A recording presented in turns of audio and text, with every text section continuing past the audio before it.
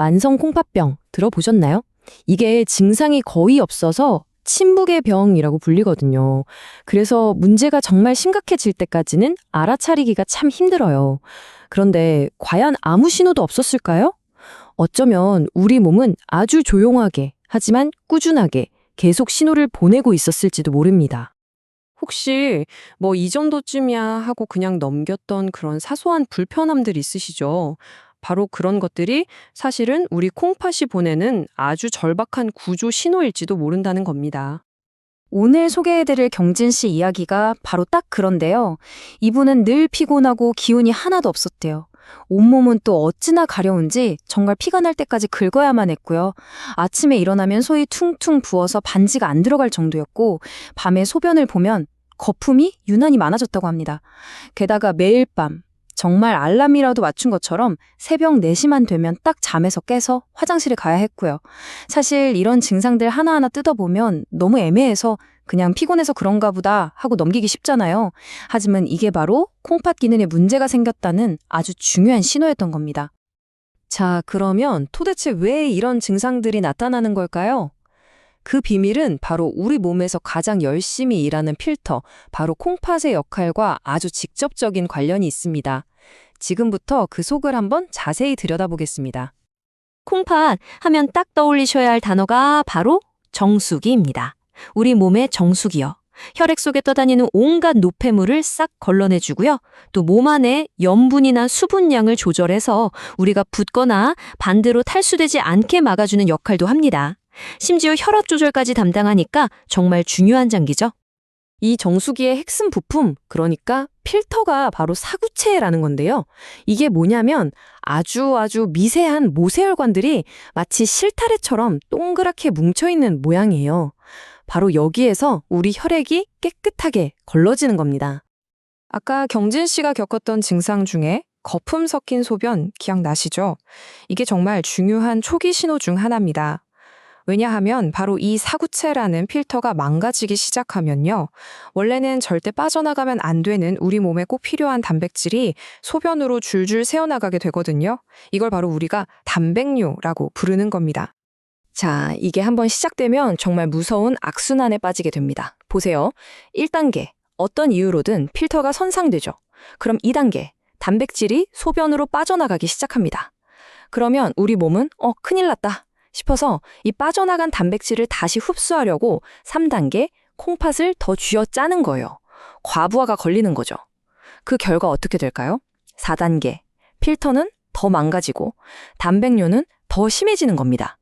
이 악순환의 고리를 끊어내지 못하면 콩팥 기능은 계속해서 나빠질 수밖에 없는 구조예요. 아니 그럼 도대체 무엇이 우리 콩팥을 이렇게 망가뜨리는 걸까요? 주범이 누굴까요? 정말 놀랍게도요. 나중에 투석이나 이식이 필요할 정도로 심각해진 환자 10분 중에 7분은요. 바로 당뇨병과 고혈압 때문이라고 합니다. 결국 콩팥 건강의 핵심은 생활 습관병을 어떻게 관리하느냐에 달려 있다는 아주 명확한 이야기죠. 자, 그렇다면 해결책은 뭘까요? 가장 먼저 그리고 가장 중요하게 바꿔야 할 것, 바로 우리가 매일 먹는 식단입니다. 그중에서도 특히 단백질과 소금, 이 두 가지를 한번 제대로 짚고 넘어가야 합니다. 이 표를 보시면 이유가 아주 명확해집니다.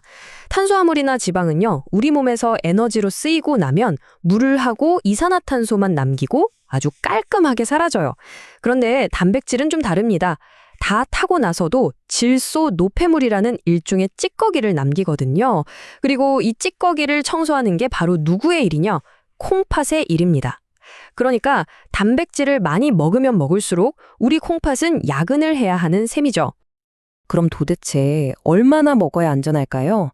콩팥 건강을 지키는 단백질 섭취 공식 아주 간단합니다. 바로 내 체중 곱하기 0.8이에요. 예를 들어서 제 몸무게가 70kg이다. 그러면 하루에 56g 정도의 단백질이 딱 적당한 양이라는 거죠. 근데 56g, 이게 감이 잘 안 오잖아요. 그래서 더 쉬운 방법이 있습니다. 바로 탁구공 하나를 기억하는 거예요. 우리가 고기나 생선, 두부 같은 단백질 식품을 한 끼에 먹을 때 그 양이 탁구공 하나 크기를 넘지 않게 하는 겁니다. 어때요? 생각보다 정말 적은 양이죠? 이 정도 양을 하루 3끼에 나눠서 드시는 게 핵심입니다. 소금도 마찬가지예요. 그렇다고 막 무조건 맛없게 먹어야 하는 건 아닙니다. 아주 간단한 꿀팁이 있어요. 요리할 때 아예 소금 간을 하지 마시고요. 대신에 간장을 물에 좀 희석해서 소스를 만들어서 살짝 찍어 드시는 거예요. 이것만으로도 나트륨 섭취량이 확 줄어듭니다. 그리고 자완고등어처럼 짠 생선은요, 요리하기 전에 쌀뜨물에 한 30분만 담가 두세요.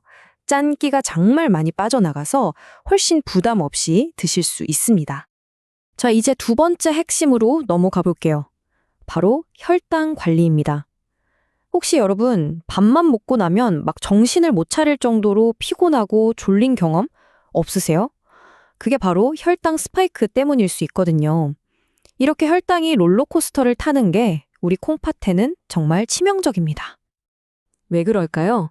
우리가 음식을 먹어서 혈당이 쭉 올라갈 때 그 남아도는 당을 가장 많이 잡아먹는 곳이 어디냐면 바로 우리 몸의 근육입니다. 그러니까 근육이라는 당 먹는 하마가 많으면 많을수록 혈당이 급격하게 오를 일이 없는 거예요. 결국 근육을 키우는 게 혈당을 안정시키고 나아가 콩팥을 보호하는 가장 효과적인 방법 중 하나인 셈이죠. 그렇다고 헬스장 가실 필요 없어요. 집에서 바로 할 수 있는 아주 간단한 운동입니다. 500ml 물병 2개만 준비하세요. 자, 이렇게 물병을 들고 팔을 구부려서 어깨까지 올렸다가 그대로 머리 위로 쭉 뻗어주는 겁니다. 간단하죠? 이 동작 하나로 팔이랑 어깨 근육을 동시에 키울 수 있어서 혈당 조절에 정말 큰 도움이 됩니다. 그리고 또 하나, 제2의 심장이라고 불리는 종아리 근육 운동. 이것도 정말 좋습니다. 온몸의 혈액순환을 도와줄 뿐만 아니라 혈당을 소모하는 데도 아주 효과적이거든요. 그냥 까치발 들듯이 뒤꿈치를 들었다가 천천히 내리는 아주 간단한 동작이잖아요. TV 보시면서 설거지 하시면서 틈틈이 꾸준히만 해주시면 정말 큰 변화를 느끼실 수 있을 거예요. 자, 그럼 이렇게 식단을 조절하고 운동을 시작했던 경진 씨, 과연 어떤 변화를 맞이했을까요? 단 2주 만에 나타난 결과는 정말 놀라웠습니다. 우선 기름진 음식을 줄인 덕분에 나쁜 콜레스테롤, LDL 콜레스테롤 수치가 눈에 띄게 줄었습니다. 150이었던 수치가 134까지 떨어졌어요. 이것만 해도 정말 대단한 변화죠. 하지만 진짜 놀라운 변화는 바로 단백뇨 수치였습니다. 생활 습관을 바꾸기 전 경진 씨의 단백뇨 수치는 무려 900에 달했어요. 이 정도면 콩팥이 정말 위험하다고 비명을 지르는 수준이었던 거죠. 그런데 단 2주 후에 이 수치가 믿기시나요? 300대로 뚝 떨어졌습니다. 거의 3분의 1 수준으로 줄어든 거예요. 경진 씨 본인도 아니 이렇게까지 큰 변화가 있을 줄은 몰랐다면서 정말 깜짝 놀랐다고 합니다. 이건 뭘 의미할까요? 바로 콩팥을 짓누르고 있던 엄청난 부담이 줄어들어서 드디어 콩팥이 숨을 쉬고 회복할 기회를 얻었다는 아주 희망적인 신호인 겁니다. 자, 오늘 내용 한번 정리해 볼까요? 콩팥 건강을 지키려면 첫째, 당뇨, 고혈압, 비만 이 3대 질환을 철저하게 관리해야 합니다. 둘째, 식단에서는 단백질과 소금 섭취를 조절해야 하고요. 셋째, 꾸준한 운동으로 혈당을 잡아먹는 근육을 키워야 합니다. 그리고 이 모든 것보다 어쩌면 더 중요한 마지막 한 가지, 바로 정기적으로 아주 간단한 피검사, 소변 검사를 통해서 내 콩팥 상태를 직접 확인하는 습관입니다. 우리 콩팥은요, 정말 문제가 심각해질 때까지 티내지 않고 묵묵히 자기 일을 합니다. 우리 몸이 보내는 그 작은 신호에 귀를 기울여 주는 것, 그것이야말로 너무 늦기 전에 내 콩팥을 지킬 수 있는 가장 확실한 방법이 아닐까요?